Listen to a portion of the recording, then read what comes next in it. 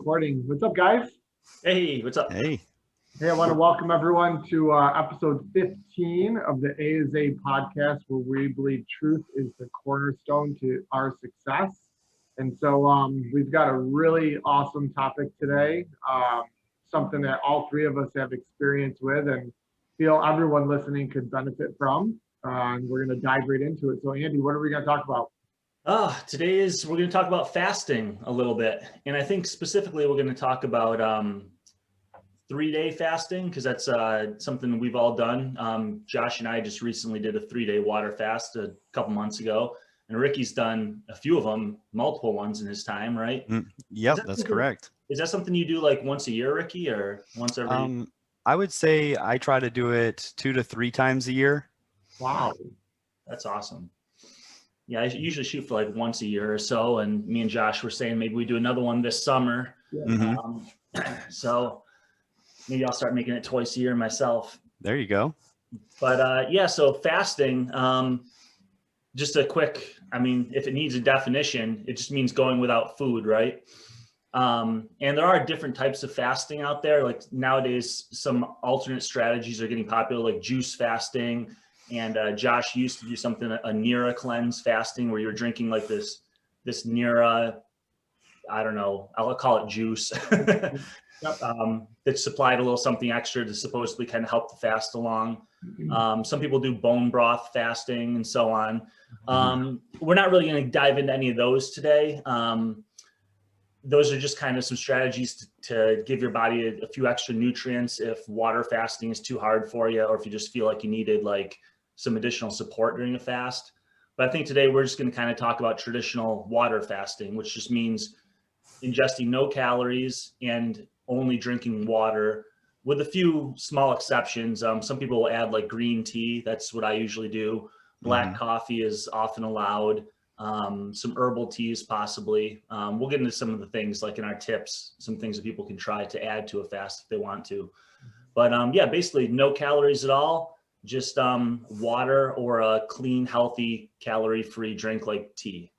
Yeah, and I think that's important that people really understand that, because like Andy, you said, there's a lot of other fast diet out there, fasting diets, and so it's no calories.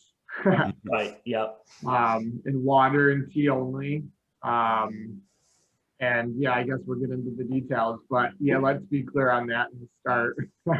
Yeah, I think a lot of these other ones started to appear because, fasting really took off as a hot topic in health and wellness in the last 10 years.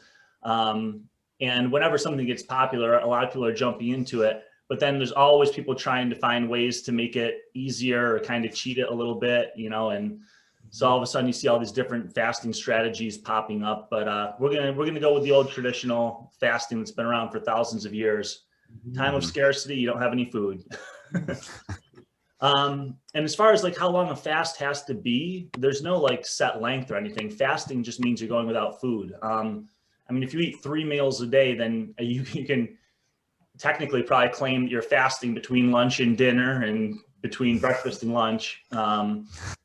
But the fasting period, if you're talking about doing a fast, then usually you're talking about going for at least 12 to 18 hours without food, if not beyond that into a multiple day fast, 1, 2, 3, 4 days. Personally, I've done many like 16, 18-hour fasts, and then a handful of 2 to 3 day fasts. And I've done one fast where I went 7 full days without any food at all. As far as your guys' like experience, Josh, I know you did your first multi-day fast a couple months ago with me, and you did 3 days. Ricky, you've done a couple extended fasts, right? Have you gone beyond 3 days? No, the longest prolonged fast that I've done is 3 days exactly. I've never done, I do want to try a 5 and even a 7-day fast in the future, but I haven't had a reason to yet. And I think we'll get into why I didn't have to. So, yeah, I kind of decided for me, like the sweet spot is the 2 to 3 day fast. 3 days if I can stretch it out that far. There are some additional benefits that come on like that 4th, 5th, 6th day, but for me, that's also the fast starts to get a little bit painful around days 5, 6, 7. And you get so many benefits from just those first 2 to 3 days that's kind of my favorite zone there for an extended fast, 2 to 3 days. Yeah, and Andy, you mentioned to me that when you get beyond the 3 days, like the reintroduction period is a lot longer after that. Like, because I was concerned, like I wanted to get right back to like training, like everything right after that 3-day fast. And you said you want to get back to your training and your jujitsu and all that. Yeah, and you said I would be fine with the 3, but if I went farther than that, that's where I don't know how we would define it, but like the reintroduction of movement and food would get much slower, right? Yeah, you'd probably need like a few kind of like recovery days, so to speak, after a 7-day fast. You're not going to be performing at your highest the week after that. So it's going to take you out of commission for a little while. Which if you compound that, if you did let's say a 5-day and it took you 5 days to get back, like that's 10 days off. Yeah. You're losing 2 weeks there almost. Yeah. So, I don't know, maybe we'll get into, I think the obvious place to go with this is the benefits, like why do fasting at all? And I guess this is one where I can turn it over to you guys. I've got like a few bullet points here of my own, but anyone want to jump in with maybe one of the obvious benefits of fasting or one of your favorite benefits? Well, for me, what got me turned on to it, Andy, was when you brought up autophagy. So cell detoxification, is that right? Do I have that right? Yeah, it means like self-consuming. Yeah. Okay. So I guess just the whole process of cleaning out, right? Yep. And not just our gut, but I think there's many other areas that we're cleaning out, bad proteins, bad cells. I'm not going to get into the science stuff because I don't understand it much, but I know that the whole process of getting detoxed was very, very appealing to me. And when you're going through it and then afterwards you realize how effective that truly is, with increased energy and clarity and reduced inflammation, better sleep, better dreams. Like I could go on and on. It's really a euphoric experience when you're not bogged down with a ton of food and chemicals and environmental, things. You're just getting rid of it all. Yeah, so this is kind of cool that you started off with this because for most people, autophagy is not going to be their first reason for doing fasting. But for me, that is also, my whole passion is optimizing health and also optimizing my health span, my longevity, and autophagy became a really huge topic. Fasting has been around for obviously dozens of years as like a weight loss sort of thing, or a healing sort of thing, and hundreds of years, and thousands of years just in the animal kingdom, because sometimes there's scarcity. And religious things as well. Yeah, exactly. But autophagy is not a traditional reason for doing fasting because autophagy was just discovered within the last 20 years. I can't remember when it was. It might have been about 10 years ago or so, but the Nobel Prize was awarded to the scientist who kind of discovered and described the autophagic process. But to your point, Josh, Ricky already said autophagy is, auto means self and phagy means consuming or eating. So it means self-eating, but it's basically this thing where all of the cells in your body have, many, many parts inside, organelles and basic pieces that make up the cell. And a lot of these things over time start to degrade and become dysfunctional. Some proteins misfold, some organelles start to fall apart. Like, your cells age at that cellular level and subcellular level, like things start to degrade and fall apart. And your body has this process called autophagy where your body can consume these dysfunctional old broken cell parts and recycle them into their component amino acids and then rebuild new, shiny, new, healthy cell parts out of them. So it's kind of a spring cleaning for your cells where you're recycling these junky, old, broken down pieces and turning them into shiny, new, healthy ones. So it's kind of like an age reversal thing at the cellular level, which obviously then makes the tissue function better, which makes the organ function better and makes the whole body function better. And that's one thing that I think Josh mentioned, a ton of great benefits for fasting, but one of the things that's still being studied more in animals than in humans is the longevity.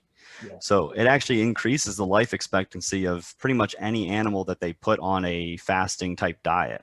Yeah, usually like this, the number that's coming to my mind is one study on mice showed like a 30% increase in their lifespan by introducing what type of fasting they did there. But yeah, and it's repeatable study after study with animals, this increased lifespan. And that makes sense to me because, and we haven't mentioned it yet, I don't think, but when we look at, the millions of years with animals and humans and whatnot, we've fasted throughout that entire period, only until the last 100 years, maybe, right, that we've had sort of unlimited access, maybe not even 100, I don't know, but like when we hunted and gathered, we'd go 2, 3, 4 days sometimes, many times without food. And I think that's really how we've evolved, is to have periods of consuming, have periods of rest, and we're designed for that. And that's where we get into trouble, just stuffing ourselves. And Andy, I'm not sure if you read any of this, but whenever I was actually researching this topic, I found that whenever you eat, it actually causes your body to be, you're satiated, right? And whenever you're satisfied, you tend to just relax. Your body doesn't need to work. It's like, all right, I already got my food, I'm good to go. Yep. But if you're in that starvation mode and you have that shock factor, and that's why it's very specific that it has to be like a shock factor. We're not talking about just a calorie deficit where you're constantly starving over a long period. You're just fasting for a very short period and it's a shock. And in that time, your neurons fire faster. I actually have a lot of research on that too that I looked into, where your brain functions like with this higher clarity. I'd have to look at my notes to actually find all the details, but they it's basically that self-defense mechanism. Whenever in those old days or those old times where you couldn't find food, you had to be at a higher awareness in order to come up with new ways to find food, new ways to, basically essentially new ways to find it or acquire it or try different things. Sure. Yeah. So if you don't eat, you die. In nature, and in the biological world. So imagine if you didn't eat and then you became dumber or slower. Yeah. Like, how would that even benefit us? Yeah, the body is really smart. So it's programmed into us that if you haven't eaten for 12 hours and then 16 and then 18 and 24 hours and onward, hormones start to get released that actually make you more alert and kind of give you a kick in the pants to, at this point, you need to go find food. You need to hunt, you need to gather, but you need to be successful and get some food in you quick because you've gone 1, 2, 3 days without food. So your body gives you this added energy boost, mental clarity, like Ricky said, your reactions become quicker. That's one of the misconceptions with fasting, is that we're going to be tired and feel sluggish and feel run down, when actually the opposite happens. Your body gives you this energy boost and this mental clarity because it perceives that you need to get out there and go find some food. And it truly is the opposite. Like, I'm amazed at the energy. Like, I'm not going to say like you have strength and power and you're going to want to go run a marathon, but like, it is really interesting how you're not starving, you're not like just laying on the couch with no energy, especially if you're very fat adapted. Like, I probably have more energy when I'm fasting than I do in regular life. Like, I'm glad you mentioned that, Josh, because what we're talking about here, how you have more energy and more mental clarity when you're fasting, that doesn't happen to everybody. And that's a good indicator for those people that they have something that's probably metabolically wrong. If they can't fast for more than they go 6 to 8 hours without food, and all of a sudden they're having horrible cravings and their blood sugar swings and they just, they feel awful. That's a sign that you are probably too reliant on quick hits of carbohydrates every 2 to 3 hours. And, the way that people normally eat. you should be able to have the benefits that you experience, Josh, where when you go without food for 16 hours a day, 2 days, your mental clarity actually goes up and your energy is up nice and high. That's a sign that your metabolism is doing what it's supposed to do. And it's capable of doing that. Well, and it's interesting because, you know, I hear a lot of people that say, you know, if they don't have breakfast in the morning, that they'll never be able to get through the day or make it to lunch, or Right. if they get very weak or lethargic. And that truly is, or they get nauseous. Like I hear that really quite frequently. Yep. I'm thinking to myself, as they're telling me that, I'm like, well, I haven't eaten in 16 hours and I'm going to work out after this conversation and feel fine. Yep. But that's a good point that you bring up, that is a potential awareness piece for people, that where if they need to eat every 6 to 8 hours, or right when they first get up in the morning, or they go a period of time without eating and they feel horrible, you know, maybe they would benefit from definitely tapping into something like this over time. Yeah. Yeah. So that's why, like, whenever I did my first prolonged fast, I actually didn't go to the gym during that time because I didn't know how it would affect me, and I wanted to just see what the effects of the fast were by itself. And I think that's a good strategy for most people. And again, you should always consult your doctor before trying something like this, you know? Yeah. Oh yeah. We should throw that right on the top of this episode. Is that this is not medical advice. Because, you know, there are people We're going with to tell you what we think about fasting and about our experiences and stuff, but yeah, consult your physician. We're not telling you to go fast. Yeah, because, you know, there could be a diabetic out there that's like, oh man, if I fast, I'll be perfectly fine. And my insulin resistance will go back to normal.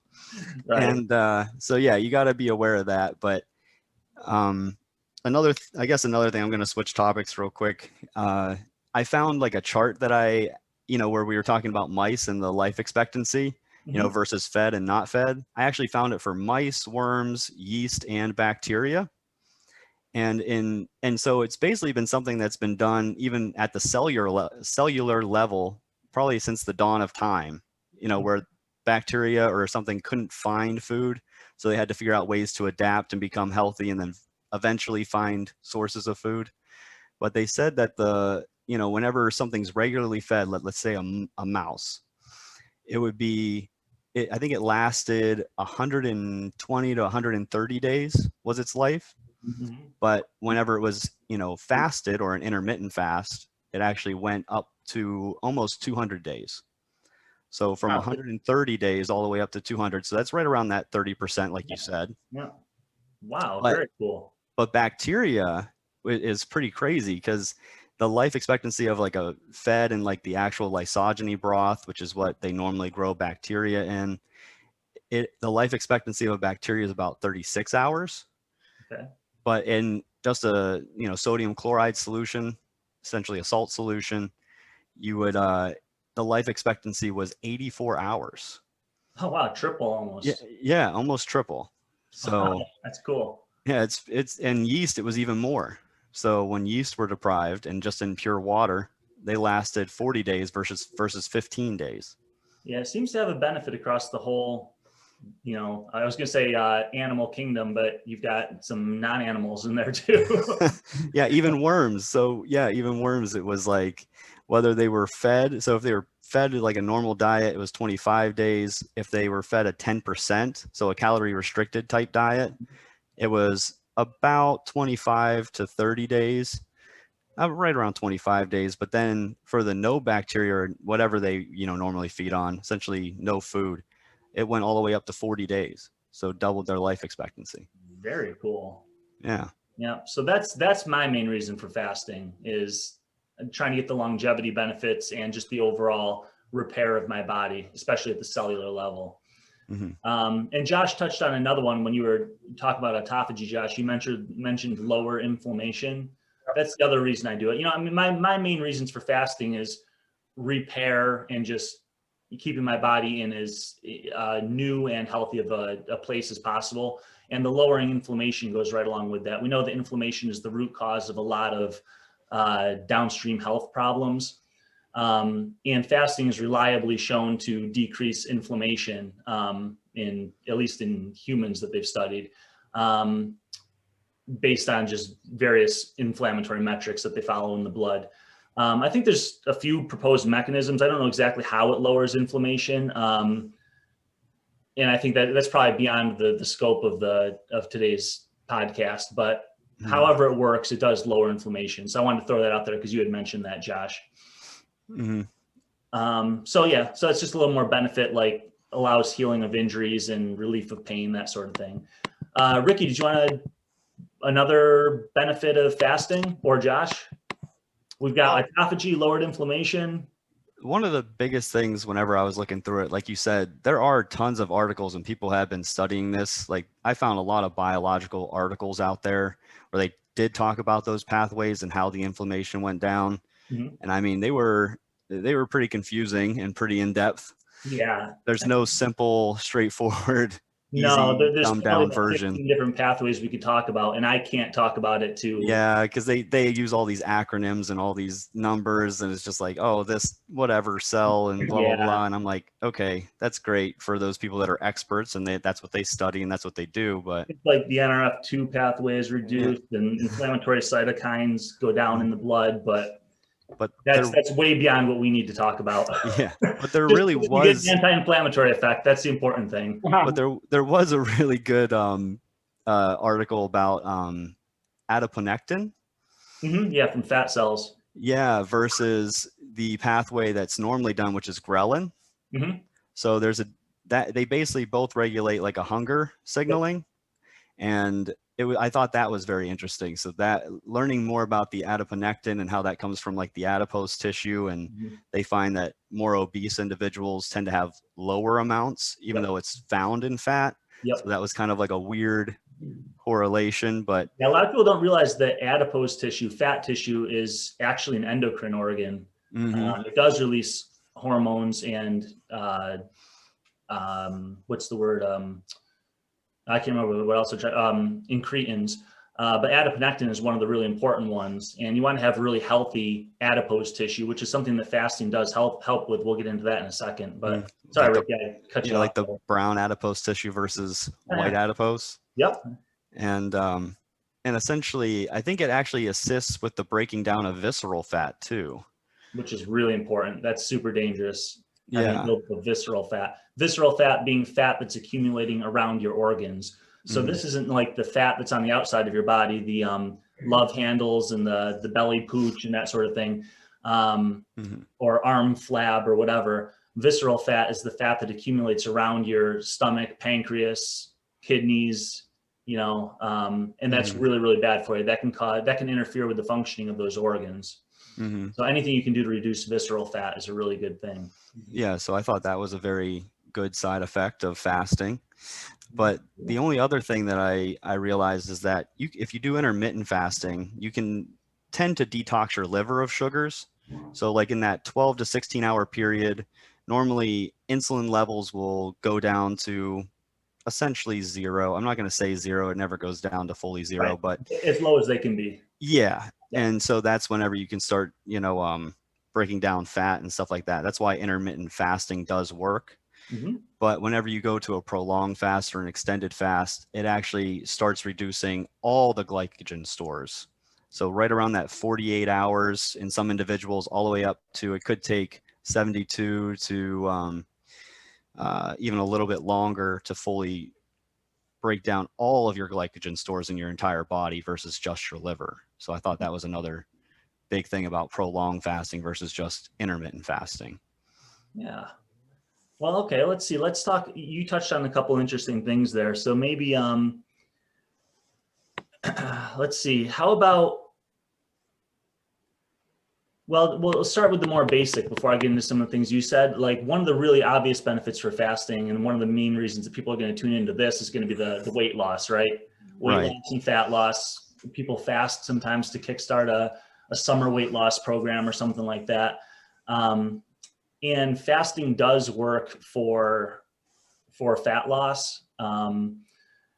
Your body needs energy. Obviously, it needs to burn usually carbohydrates and fat from your food that you eat. And if you're not eating, let's say for 5 days in a row, your body still needs to eat something. So if you're not taking in food, it's going to consume the energy that's stored on the body. And like you said, Ricky, first that's going to come from the stored glycogen in your liver and in your muscle cells. And then as that runs out, it's going to start pulling fat out of your fat stores. So your love handles, your belly, your butt, wherever you store it. So that's one of the main reasons that people do a lot of water fasting. An important thing I think to remember there, if you are doing fasting for weight loss, is just you're going to lose a good 5 pounds or so of water weight right off the top. So don't lose 5 pounds in the first day and then think you lost 5 pounds of fat. You know, that's going to come back after the fast. But then everything you lose beyond that is going to be fat that's, you know, from your fat stores generally. I was thinking going a little further, maybe we could talk about one of my favorite benefits of fasting is the metabolic training. And by that, I mean, and you guys know this too, Josh, we talk about this sometimes, how people can be either sugar burners or fat burners. And the way I like to explain this to people is, you know, your body can use carbohydrates or sugar for fuel, and your body can use fat for fuel.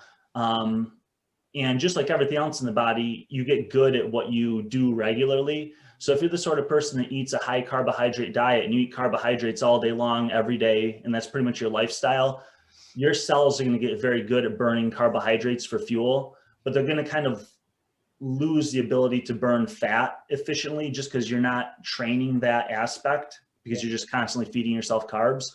Versus someone who eats a high fat diet and keeps carbohydrates on the low side, they get pretty good at burning fat for fuel. So one of the great things with fasting is because you're not taking in food and you start running off of your stored body fat, you force your body to use fat for fuel, and you kind of upregulate that fat burning metabolism. You improve your mitochondria's ability to oxidize fatty acids for fuel, which really makes a big difference if you want to lose weight down the road. You want to have that machinery working properly. Yeah, I think that this is very, very important for people listening that do want to lose weight, that they understand exactly what you're saying between being fat adapted or relying on carbs, right? Like, because you can still eat a low calorie, you know, a day's worth of food, but be getting your intermittent pieces of calories from sugar or carbs to keep your energy high, but have calories low and still not lose weight or be fat adapted at all. And so, yeah, I think that becoming fat adapted for people that want to lose weight is paramount, and they're going to see better benefits fasting, you know, to switch over to that. Because we're seeing a lot of times where someone's eating like 800 or 1,000 calories a day, and they're still 30% body fat, you know, and low energy, this or that, but they're snacking on like candy or, you know, just bagels and this stuff just to keep, you know, reintroducing that glucose to the system. And they're never truly running off of their fat storage. Yeah, which I think is another thing. A common misconception here is that people are like, well, if I fast for 3 days, won't my metabolism just crash? Right. You know, because people have that because they've seen it, you know, a lot of people that eat less food, and they're like, well, why am I not seeing changes in my body? And it's because, like I said, you're starving your body, and yeah, you're in a calorie restriction, but your body's smart. If it's like, oh, I'm only getting this every single day, I'm going to figure out a way to live off of this every single day. But that's why the whole shock factor of a prolonged fast kind of works, is because you're not restricting yourself over this long period where you're like, okay, I'm just only going to eat 2,000 calories instead of 3,000 every day. But you take out a whole chunk, you take out like 3 days of 3,000 calories, that's 9,000 calories you just cut out, and you can still eat just regular the next day. Yeah, that's I love that point, Ricky, because you're right. That's something that does scare people with fasting, is the idea that it's going to slow their metabolism. And exactly what you just said, when people, the reason they fear that is because people go on low calorie diets all the time. And that's exactly what happens. It slows their metabolism. You know, if you've got a metabolism that burns 2,000 calories a day, and you say, okay, I'm going to start eating 1,800 calories a day because I want to lose weight, it'll work for maybe a week or so. but then your metabolism will slow down to 1,800 calories because that's what you're taking in. And then then you're going to plateau and you say, well, okay, I'll reduce it to 1,600 calories. And that'll work for a week or so, but then your metabolism is going to slow to 1,600. And that's where people keep reducing their calories more and more and more and seeing less and less benefit. And what they're doing is they're just tanking their metabolism over time. And eventually it's not sustainable. Like if you're only eating 500 calories a day, can't do that. Yeah. So eventually you're going to go back up to your normal 2,000 calories, but now you have a metabolism that can't handle that anymore. Well, yeah, that and the person that keeps reducing those calories, which this is so common, they have less energy throughout the day. They're working out less, they're grumpier, brain fog, all these issues that come with just feeling like shit because you're trying to lose weight by eating less, but it's actually doing you more damage. Yeah, and to Ricky's point, like the reason the metabolism slows down is because your body perceives you're in a time of scarcity because you're feeding it less and less food. So it needs to survive. And it says, okay, if there's not much food around, then we're going to lower the metabolism so that there's not as much energy that we're going through, you know? But the reason that fasting doesn't do that is because when you're not taking in any food at all, and like Ricky said, your insulin levels are as low as they can be, your body actually is not in a starvation state. It's not in a state of scarcity. Because you can access your own body fat for fuel. So you actually have kind of an unlimited supply of energy just stored on your body in your fat stores. And when you're fasting and you allow your insulin to be as low as possible, your body can access all of that fat for fuel. So it's not starving as it would be on a reduced calorie diet. Yeah. So it's almost like a preservation state that you're in. And people are all like, well, am I not gonna lose tons and tons of muscle if I do this, like all those big muscle guys? And it's like, I mean, I would say yes, if you're gonna do 1 or 2 weeks, you could see some muscle loss. You know, but like for a 3-day, no, you're not gonna see it. Even 5 days, you know, maybe very slightly, but your body, like we were saying before, it's not only mental benefits that are there, where it's like, okay, now my mental clarity, I can think better. But your body knows, okay, I need muscle to get that deer, or I need muscle to get that elephant. You know, it's like, so I can't waste that. If I start burning that in this time, how am I ever going to get that animal? Yeah. How stupid of a design would that be if when we're in a time of scarcity and we have all this stored body fat we can use, we have all this stored glycogen we use, but instead of using those things, which are great fuel sources, our body breaks down muscle tissue. That'd be an idiotic design. It's another common misconception though. Yeah. So your body is amazing at preserving muscle. You know, studies on fasting show that you don't really burn through that much protein on a fast. You kind of do in the first, like, I don't know what it is, like maybe like 6 hours or something, 6 to 8 hours. But after that, your body starts preserving muscle very well. You start running off of, like I said, your stored body fat and ketones, which are also muscle sparing. If you think your body's going to burn through muscle when it's got all this body fat to use, you're crazy. Yeah, when I did the 3-day fast there, Andy, when we did it, I weighed in. I did a blog post on this, remember, and before and after pictures and everything, and I lost 6 pounds in 3 days with not eating. And I would say probably 4 or 5 of that's water. I was sucked pretty dry, you know, even though I was hydrated, I was still, you know, pretty paper thin, and then maybe a pound or 2 of fat. But I would say because I didn't work out either, and I was, you know, somewhat pretty chill as far as my activity goes for sure, but I don't think I burnt muscle in that period at all, you know. And I felt on the 4th day when I worked out, I felt just as strong going back and totally fine.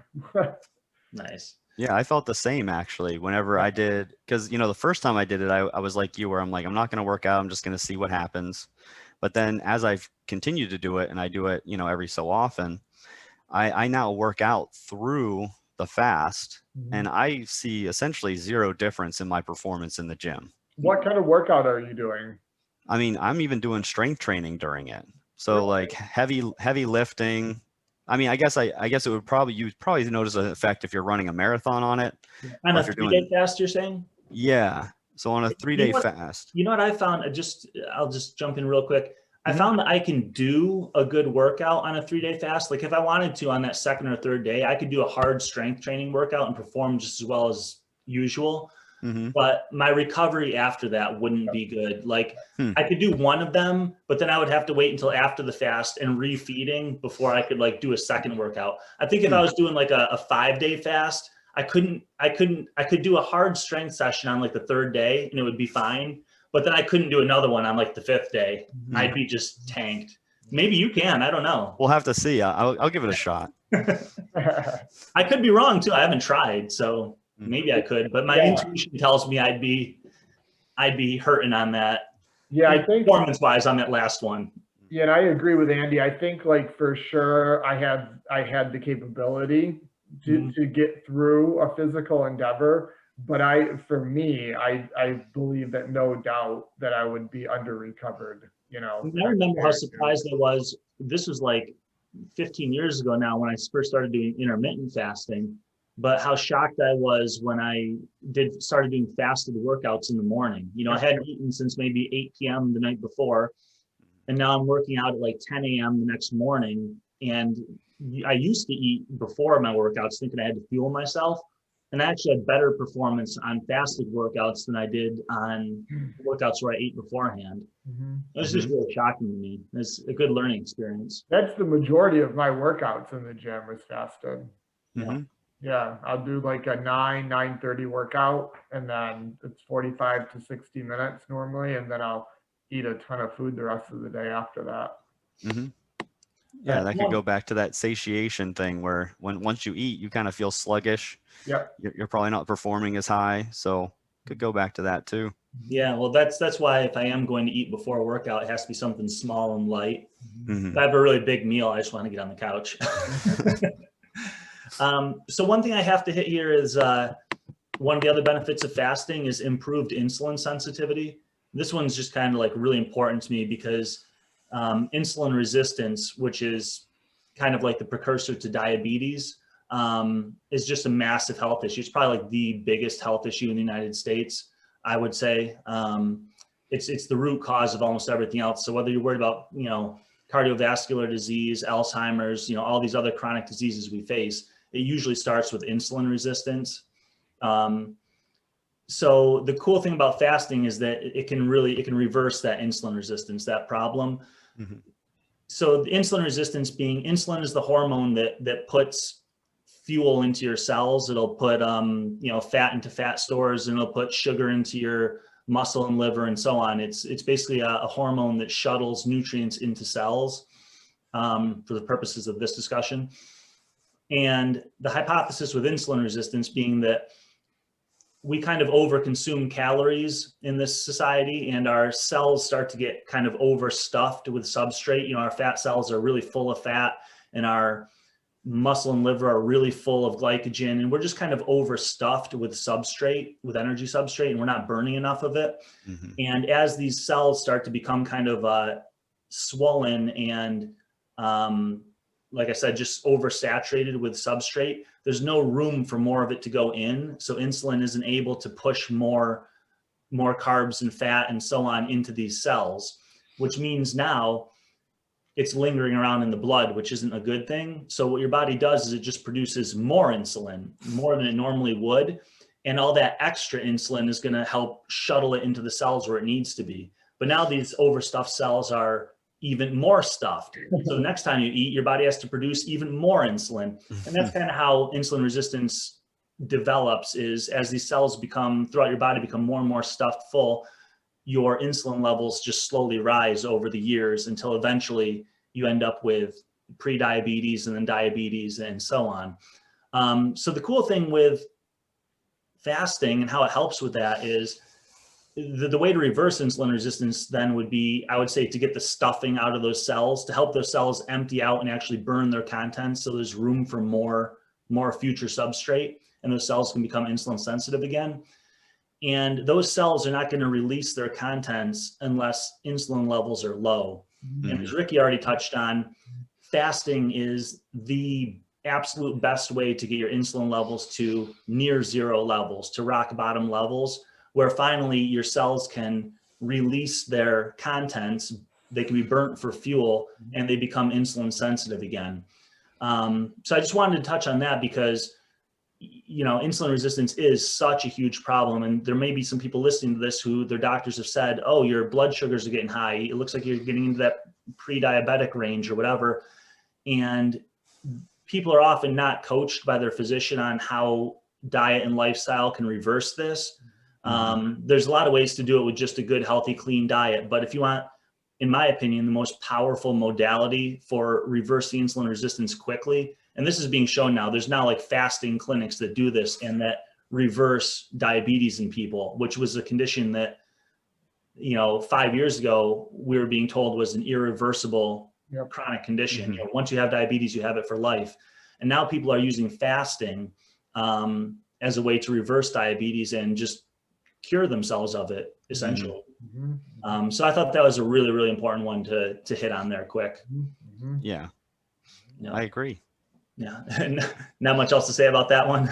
Not much. And I mean, we're specifically talking about type 2 diabetes. Yeah, type 2, obviously. Yeah, type 1 diabetes is a whole different thing. Right. They shouldn't even have the same name, honestly. I know, because it's completely different. Unrelated. Aside from the fact they both deal with insulin, but in totally different ways. Yeah, the fact that your body can't produce it versus the fact that you're resistant. So yeah. In one condition, you can't produce it. In the other condition, you have way too much of it. So it's very different. If you want to go on to anything else, Rick, you mentioned like spiritual benefits maybe, or just the fact that this has been done in religious years. You know, there's like Lent in the Christian tradition. There's Ramadan. Yep. And that, almost every spiritual tradition has some sort of fasting practice built into it. Yeah, even, I mean, I guess Jesus, he also fasted for 40 days, which, you know, so a lot of these, you know, spiritual leaders and all this stuff, or, you know, whoever you want to, it was Gandhi did a lot of fasting.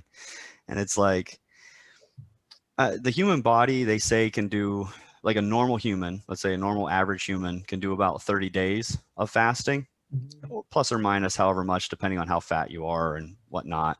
And there was one study or one case where under, you know, supervision of a doctor and a whole entire staff of nurses and everything, there was this morbidly obese individual where he fasted for, I think it was right days. Yeah, it was right around it was right around a year. Yeah, I think it was like 380 days. Yeah, it was like a year or a little over. Yeah, I didn't know exactly. I forgot what the number. You might have the numbers there, Ricky, but I think he was something like 350 pounds or something like that. He ended up losing 150 pounds on the fast. Yeah, he lost almost half his body weight, and I mean, he was just which, by the way, the calculation there. So he fasted for like, let's say about 300 days or a year or whatever, and he lost about 150 pounds. And they say on a prolonged fast, like people who do it for like 2 weeks, 3 weeks, a month, and there are a lot of people who do this.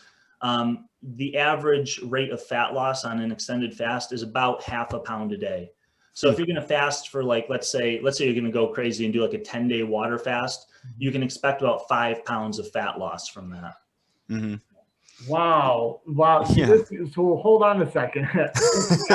He didn't eat for a year? Yeah, for essentially a year. He just had like nutrients and fluids. Yes, he was being monitored by doctors. And so they were making sure to give him electrolytes and certain like vitamins and minerals that your body obviously needs. Sure. But just no calories, no food. Wow, that is crazy. Well, you know, that leads me into something that I would like everyone here to hear from all of us is some of these, I guess we could call them like hacks or tricks to making your fast a little better, because like some people can do just water, like straight up. It's cool. Me, I was not one of them. And so, Andy, you gave me some amazing advice with salt, right? That's a big one. Salt, and then the teas helped. Green tea helped. And then you also gave me like bedtime tea, like a chamomile tea at bedtime or something like that, or valerian root tea or something. Yep. And then the other thing that was a lifesaver for me was what were those drops? Trace mineral drops. Yeah. So just like Ricky's talking with the the doctors monitoring that guy, making sure he was getting his electrolytes and some trace minerals and minerals and stuff. I have these drops that are by a company called Trace Minerals that basically give you some sodium, a little bit of potassium, and like a full spectrum of 73 minerals in very small amounts, but just kind of making sure that the water that you're drinking during the fast has some mineral content and some electrolyte content. Which is huge, because if your electrolytes hit bottom, you're gonna feel like ass. And so, I think everyone's different for sure. That made a significant impact on how I felt. I think that the number one thing is probably sodium. Yeah. The main complaint that a lot of people get when they fast is headaches. That is a common thing. Like on the first or second day of a fast, people can experience headaches. And a lot of times, not always, but a lot of times, if they just add a little bit of salt to the water that they're drinking throughout the day, the headaches go away. It's usually a low sodium issue. And probably a little bit of caffeine issue too. If you yeah, are a caffeine junkie and then you go 3 days without, that's probably why adding, tea or just black coffee can help. Yeah. Can you talk about that, either of you, with coffee or no coffee, caffeine or no caffeine? Like, obviously we know it would have to be black. There's no calories. But Andy, I know you mentioned to me there's like pros and cons and different benefits and maybe negatives to having coffee during an extended fast. Well, the only thing that I would say as far as a negative is just that we know that like a lot of people are caffeine addicted, and a lot of people probably need to reduce their caffeine intake. And that can be done anytime. That doesn't have to be done during the fast or whatever, but we do know that a lot of people are kind of probably drinking more coffee than they should, and energy drinks and so on. We're like a caffeine addicted nation. So I would just say, as far as negatives go, it's not going to affect the fast negatively, but I would just say like long-term chronic abuse of caffeine is just a negative in general for a lot of people. We talked about that in the sleep episode, So, if you are someone who needs to reduce their caffeine, maybe going cold turkey on a fast isn't the best way to do it. But I would just say caffeine in general is something that people don't want to be overdoing. Yeah. And I mean, I did look a little bit into this too, because whenever I do my fast, I actually do have caffeine. So I do have my 8 ounces of coffee. Yep, me too. But I actually found an article that says that caffeine can actually help spark autophagy. So it can actually kickstart autophagy in people. Yep. So that's the two benefits of caffeine during a fast. And the reason that I like it is if you are going for the weight loss benefits, it actually does ramp up the mobilization of fatty acids. It helps your body move them out of your stored fat, your love handles, whatever, get them into the bloodstream and help your body start burning them a little bit quicker. So if you are going for the weight loss benefits, a little bit of caffeine in the morning is good. Not necessary, but it can give you a little added benefit.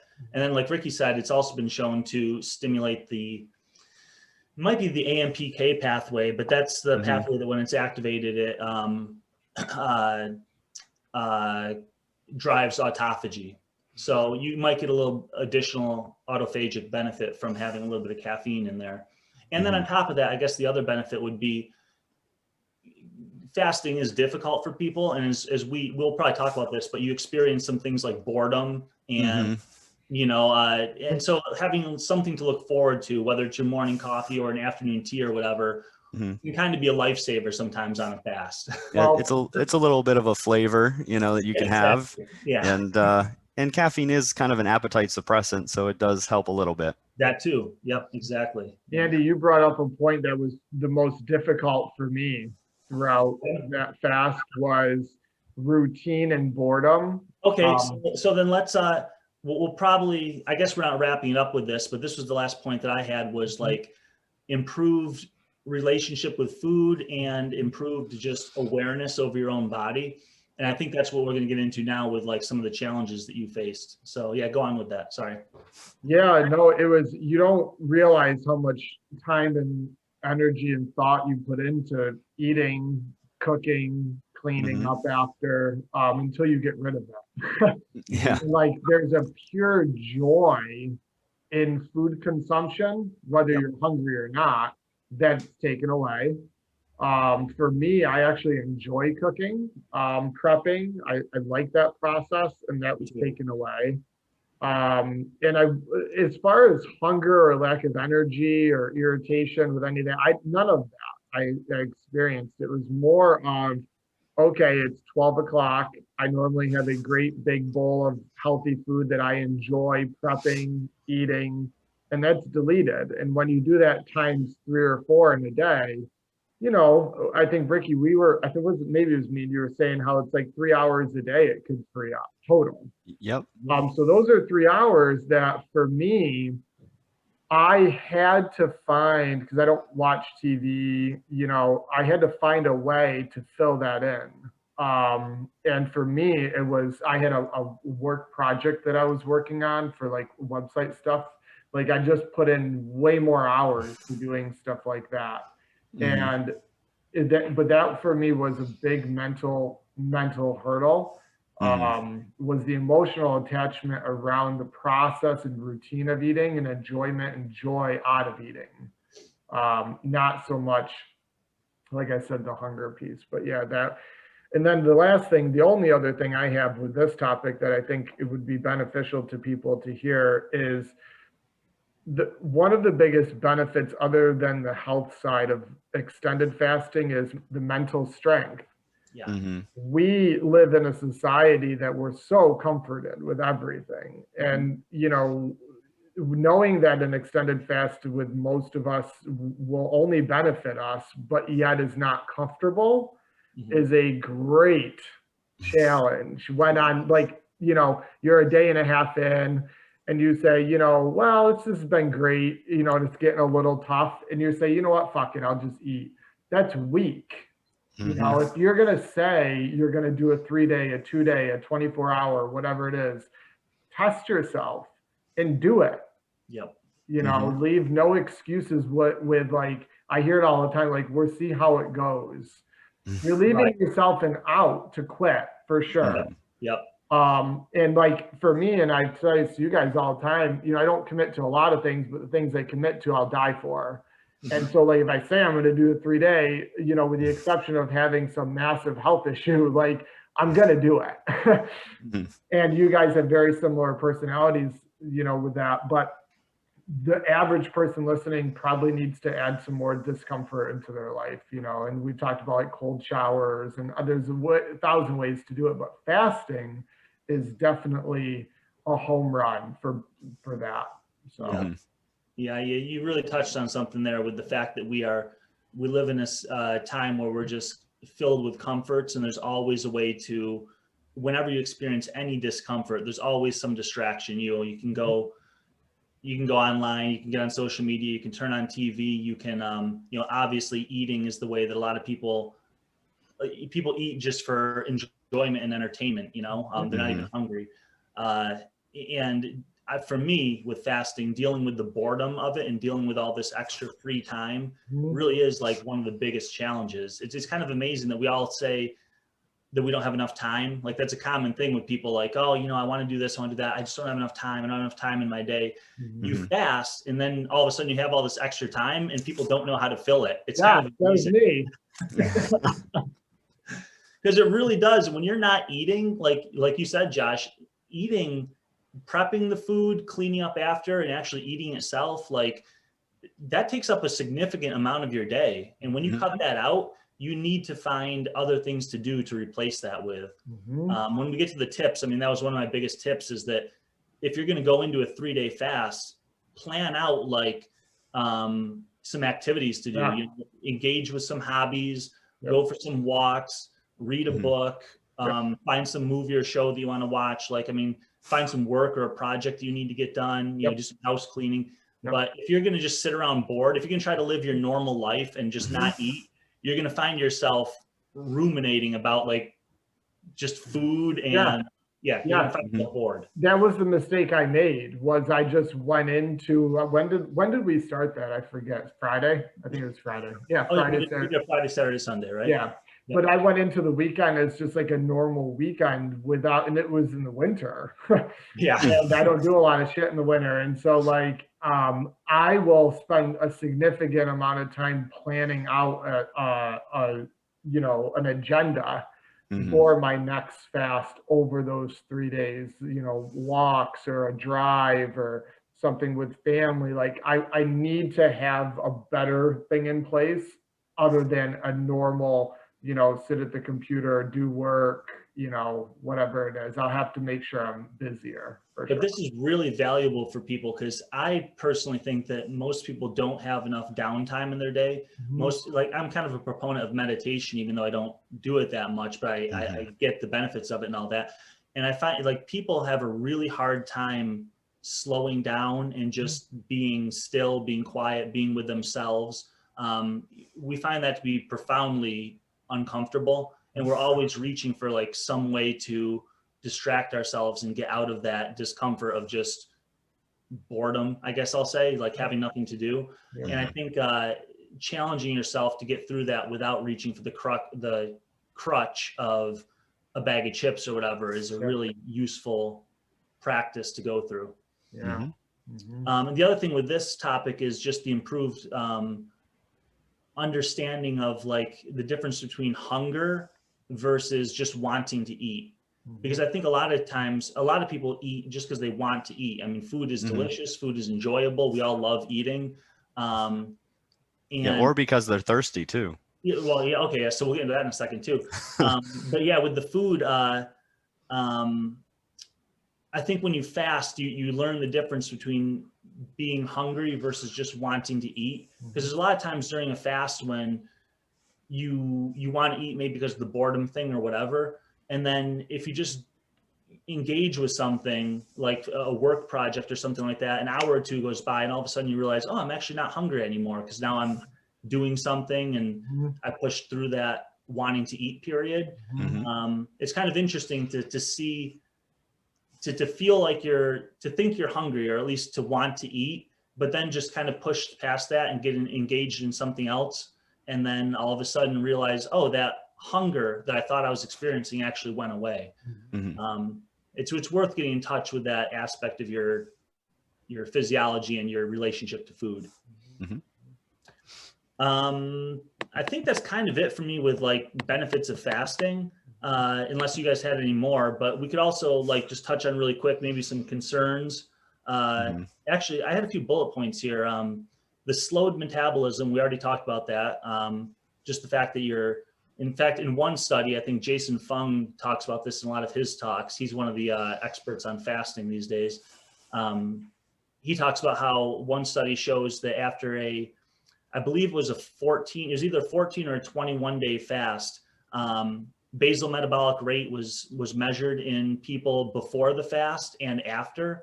And after the fast, after the 21 days, they actually had a 10% increase in their basal metabolic rate, which is interesting because like Ricky said, when you reduce your calories and you're starving yourself, usually on a low calorie diet, your metabolism goes down.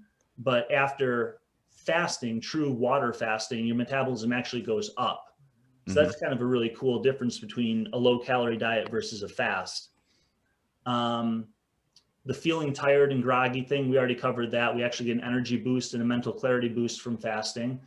And then the losing muscle thing, I think we already covered that too. And actually the thing that helps with the losing muscle is, so you do need amino acids, to a constant supply of amino acids, which we usually get from eating protein, in order to build muscle and preserve muscle and so on.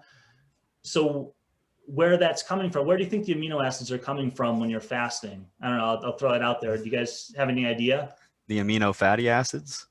Well, did I say that? I don't know. Oh, no, amino acids. Yeah. So, so where are you getting your protein from when you're fasting? And the answer is actually that autophagy that we already talked about. When your body is recycling all these old cell parts, it's breaking them down into amino acids, and then that can be used to preserve your muscle around your body. Oh, wow. Yeah. There are a couple other studies that I had found about like, the benefits for cancer patients and things along those lines. Yep. Because one of the biggest effects of this is that your white blood cells and your immunity technically goes down during a fast. Mhm. So that's one thing to consider. If you're going to be in a situation where you may be near patients that are, highly contagious, maybe you shouldn't be fasting because your white blood cell count will go down significantly. Mhm. But the interesting thing is one, it stimulates stem cells. Yep. And then those stem cells come back and you actually get a whole new set of rejuvenated white blood cells, and your immunity is actually that much stronger after a fast. You basically, a prolonged fast, like say a 3 to 7 day fast, will completely renew your Immune system. basically. Yep. Wow. You'll basically replace all of your old white blood cells with brand new ones that are high functioning. So during the fast, your immune system is going to tank a little bit, but then afterwards, you're going to have a more robust, stronger immune system than when you started, thanks to those stem cells producing new white blood cells. It's really cool. Wow. Huh, I didn't know that. Yeah. We'll have to link some of the studies that I found in the description so people can look at it too. Yeah. So I guess, the last tips, hydrate a lot. That's a big one. You got to make sure you're drinking a lot of water. That's a mistake that some people can make when fasting. And the tea and coffee help with that too, but definitely sip on water throughout the day. As far as tips here, I would say sparkling water. I think you were using that, Josh, right? Oh yeah. That's mainly what I drank. Yeah. Because, again, it's kind of just that boredom. Like you want something on your tongue that's a little bit stimulating. Yep. And so a sparkling water is a really nice way to at least feel a little carbonation and feel like you're getting some variety, not just plain water the whole time. Yep.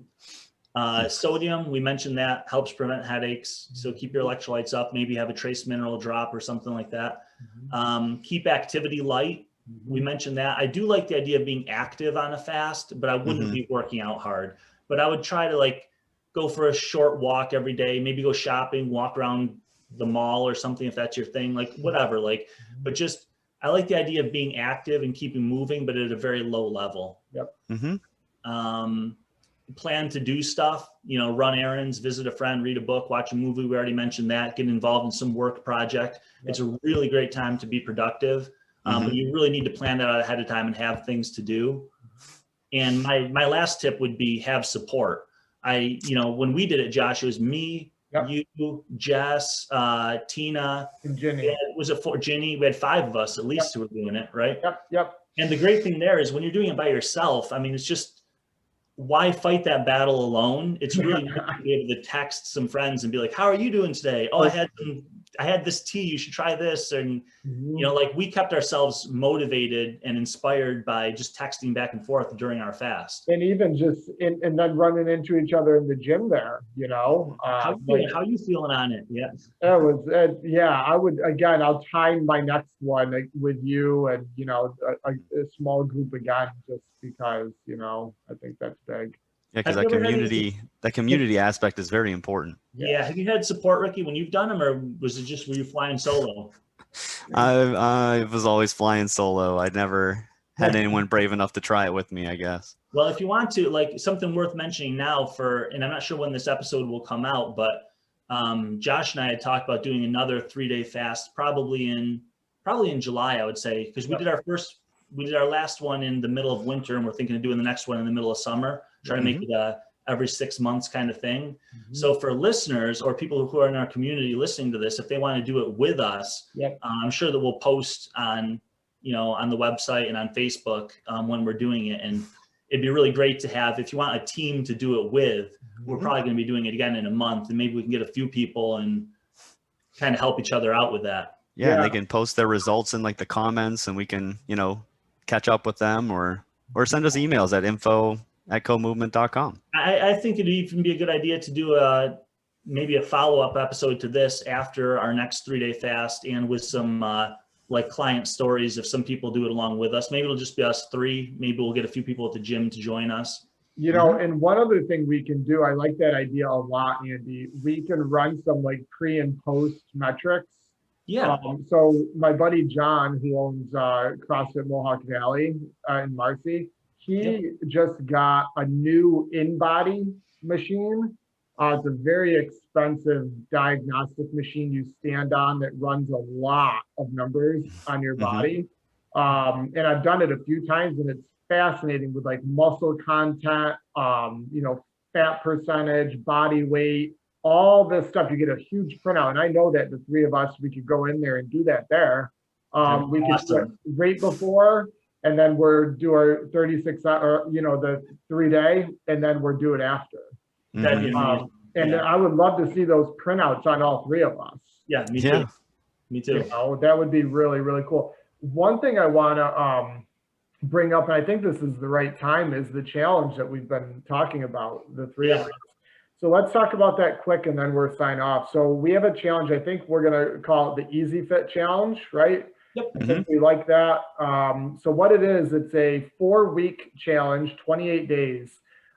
Something I feel everyone can do, and this will build you up to the 3-day fast that we're talking about. Okay, so for 4 weeks, you're going to choose 1 day per week to do a 24-hour fast. Okay, so essentially 4 24-hour fasts in 4 weeks. And then each week, you're going to accumulate 10 miles of running or walking. And then you're going to only drink water, black coffee, or tea for 1 month or the 28 days. So again, we're going to do 1 24-hour fast per week for 4 weeks. And then each week we're going to accumulate 10 miles of running or walking. And then we're only going to drink water, black coffee, or tea for those 4 weeks. And that's the Easy Fit Challenge. Those are such an amazing 3 things that anyone can do that really lay the foundation for a lot of future progress in health. I mean, they those things right there will just clean you out and get you like a nice fresh slate to start on. And I love that we're only, for that whole month, for the 28 days, we're only drinking, like you said, water or tea or black coffee. Just like getting rid of all those like sugar sweetened beverages, getting rid of like Diet Cokes and like, all these things that people are drinking all day long that are introducing some unhealthy things to their body, like really kind of flushing you out. The fasting is phenomenal for all the reasons we talked about today. And what was the other? Oh yeah, going for walks. Like that's, I'm just always trying to get people to walk more. So accumulating 10 miles in a week, and you can do more if you want to, but that would be an incredible 28 days to get people ready to move on to like additional things and get their body in a place where they can be healthy moving forward. I love it. That's a great challenge. Yeah, we're gonna keep repeating this, so it's not like it's a one-time and out. Like I want to actually like brand that challenge, it's a continual piece with our company, Co-Movement, because it took some thought, and I think the effectiveness around the health component for almost everyone would be very potent. Yeah, because I'm even interested to see my own results on it. So I'm gonna do it myself, and I'm gonna see how it benefits even me. Do we have a start date for that? What are we thinking? Is that gonna be the month of June or? Well, Ricky, we were talking. Let me get my calendar. You're getting married, and congratulations. Yeah. That's awesome. Thank you. That is the 29th, right? Correct. Okay, so then we were thinking maybe start that. What's Memorial Day? The 31st. The 31st. Okay, so probably maybe the 1st, June 1st. Cool. That's fine with me. Yep, that's great. I love it.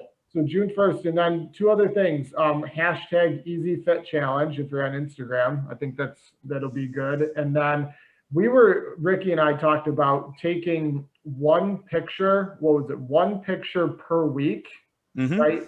Throughout. So 4 pictures that you can post, with the hashtag to sort of promote your experice, We're not talking about, I mean, people could do this if they want to, but this isn't like a body shot where you're like showing like how lean you are or whatever. This is like a picture of you out going for a hike or whatever, just whatever promotes the fact that you're doing these challenge components. It could be you holding an empty plate on the day that you fast. Yeah, there you go. Having a glass of water. Yep. Yeah. But if you do want to do those body, photos, you can also do that as well. But you're not required to, and you don't have to share those either. You could do it for just yourself. Yep, for sure. Yeah, because there could be some serious physical changes depending on the person. I'm expecting even myself to have some pretty big changes. So yeah, no, this will be good. So Easy Fit Challenge, everyone listening, do this and jump on board. So, Hey, well, cool. any other things, guys, before we wrap up? That's it. No? All right. So everyone listening, thanks for joining us. Hopefully you got some great benefits from this. You should subscribe to our YouTube channel. That'd be great. If you're looking for coaching, with our team in person or online, let us know, info@co-movement.com. And if you have any topics, suggestions, feedback, anything, send us an email. We'd love to hear from you. If you'd like to be a guest, and you have something cool you want to share and it aligns with what we stand for, let us know. We'll get you on. Yeah. Yeah, great. Looking forward to having some guests in the future. Yeah, soon. So good. All right, guys. We'll see you soon. Okay. All right. Sounds good. Okay. Bye. Bye, guys. yeah.